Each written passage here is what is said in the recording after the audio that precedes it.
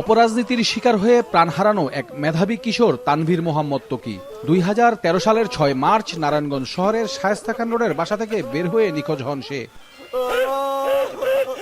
2 দিন পর 8 মার্চ শীতলক্ষা নদীর কুমুদিনী শাখাখাল থেকে পুলিশ উদ্ধার করে তার নিথর দেহ। এ ঘটনায় নিহত ত্বকির বাবা রফিউর রাব্বি নারায়ণগঞ্জ সদর মডেল থানায় হত্যা মামলা দায়ের করেন।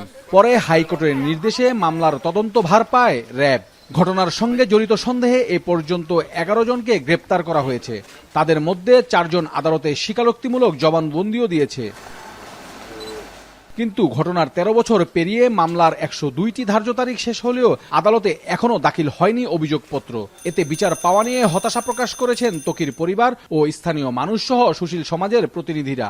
শেখ হাসিনা যেহেতু ত্বকি হত্যার বিচারটা 11.5 বছর বন্ধ করে রেখেছে, অন্তর্বর্তী সরকার তারা ক্ষমতায় এসে বিচারটা করবে, কিন্তু তারা 1.5 বছর ক্ষমতায় থাকলেও উল্লেখযোগ্য কোনো অগ্রগতি এই 1.5 বছরে হয় নাই।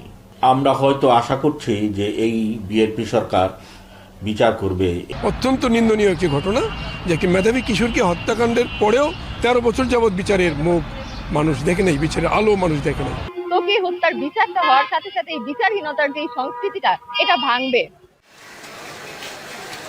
জেলাবাসীর দাবি, দেশে বিচারহীনতার সংস্কৃতি ভাঙতে ত্বকি হত্যার বিচার নিশ্চিত করতে হবে। দ্রুত তদন্ত প্রতিবেদন জমা দিয়ে বিচার প্রক্রিয়া শুরু করার দাবি জানিয়েছেন বাদীপক্ষের আইনজীবীও।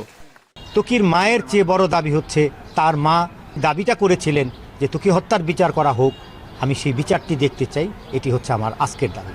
ত্বকি হত্যা মামলায় এ পর্যন্ত 11 জনকে গ্রেপ্তার করেছে আইন শৃঙ্খলা বাহিনী।